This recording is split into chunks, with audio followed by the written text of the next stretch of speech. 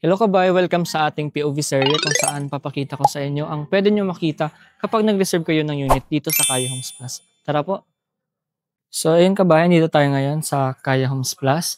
Ito po ang ating Helena model na may 38 square meters na lot area and may 43 square meters na floor area.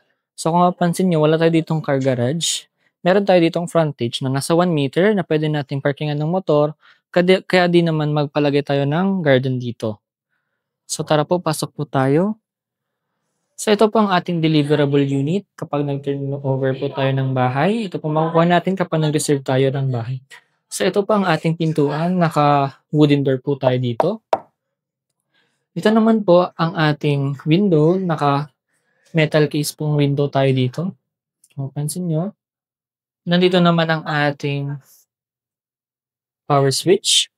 At kung mapansin nyo mga kabahay, madami tayong switches dito. Iba-ibang klaseng switches. Di ba kabahay?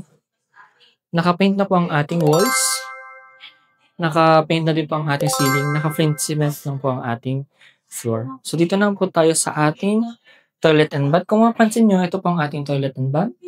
Naka-tiles na po ang ating 3 layers na tiles. At naka-paint po ang ating taas. Mapapansin nyo po kabahay, naka-layered po ang ating shower area. Kung mapansin nyo, pwede tayo palagay dito ng division para sa ating shower area. Naka-complete fixtures na din po ito. Kung mapansin nyo, meron tayong soap holder, shower, faucet, toilet, and may lavatory na din po tayo. So, ayan po, nakatiles na po siya. Punta naman po tayo sa ating service area. Ito naman po ang ating service area. Meron tayong, andito ang ating countertop natin pagdilig sa ating mga halaman na may stainless sink at may faucet na din po tayo dito. Dito naman po meron tayong water collection system tank at may faucet din po tayo din upon turnover. So naka-metal flush door po din po tayo dito, pati ang ating hamba. Dito na po sa ating stairs, meron po tayo ditong concrete at metal po. Combination siya ng concrete and metal. Dito na po, meron tayong window dito para sa proper ventilation sa ating hagdan. Ito po tayo sa ating second floor. So, ito na po ang ating second floor. Kung mapansin nyo, painted na po ang ating walls, painted na din po ang ating ceiling. Meron po tayong well-ventilated po ang ating bahay. Makikita natin dito, meron tayong ventilated po dito.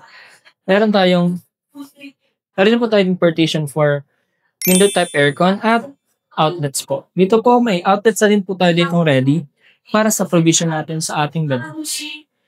Ito din po sa ating mga switches. Ready na po electrical switches natin dito. Ito naman po, metal casement window po dito. Metal casement dito at dito din po.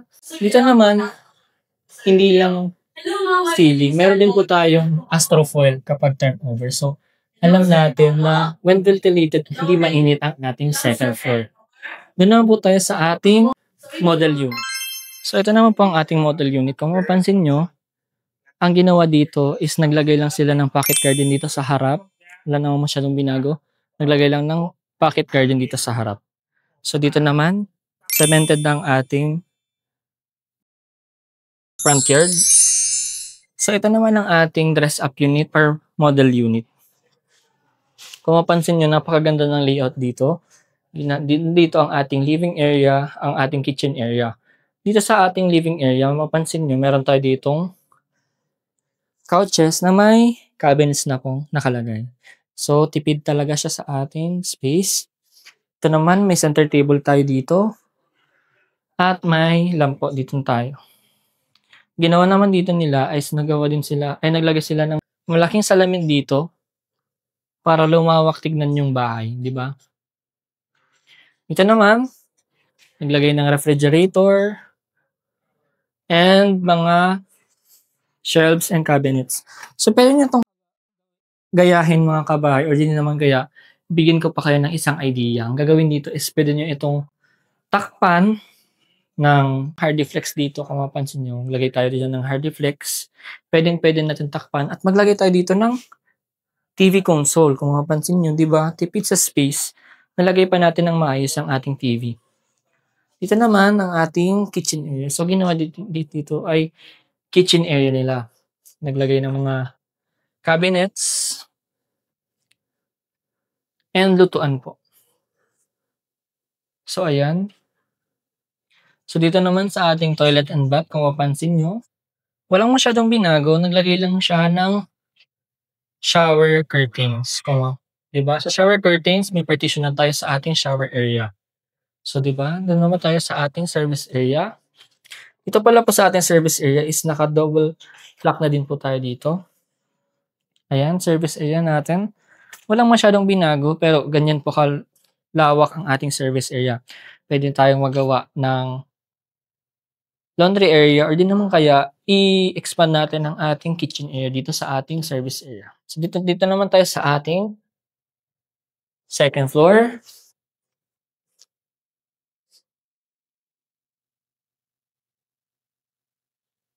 So, dito naman sa ating first bedroom, makikita natin, meron tayong ditong double size bed na pang lovers po or kaya pag mga asawa, gusto natin magpahinga galing sa trabaho at mag-relax, pwede po dito. Naglagay ng Korean blinds at chair and shelves po dito para kapag gusto natin mag-relax or mag-chill, pwede po tayo dyan mag-relax. Pero pwede po natin itong paggawa pa ng cabinets kung kaya pa natin. Kasi tignan mo naman, ang lawak-lawak pa ng ating area. Kahit naglagay ng bedroom, upuan, ang lawak pa rin. Diba? Sulit na sulit to. Through Pag-ibig financing pa. So ito naman ang ating second bedroom. May single bed tayo dito na may pool bed. So ito kasi is idea to para sa ating mga kids. Kung may mga kids man po tayo, boys or girls, pwede tayo magpalagay dito ng double deck kung sakali, double deck. At cabinets, tignan mo, malawak pa po ang ating area dito. Dito naman naglagay pa ulit ng mirror. So ayun kabahay, di ba? Ang lawak-lawak ng Helena model. So ayan. So yun kabahay, tapos na natin malibot ang ating actual turnover and dress up unit. So sa halagang na 8,000 monthly down payment and 9,000 monthly amortization, may ganito ka ng bahay na sobrang tibay, malapit, sobrang ganda ng community at super affordable pa through Pag-ibig financing po ito. Message nyo ako dyan sa aking number na naka-flash sa ating screen.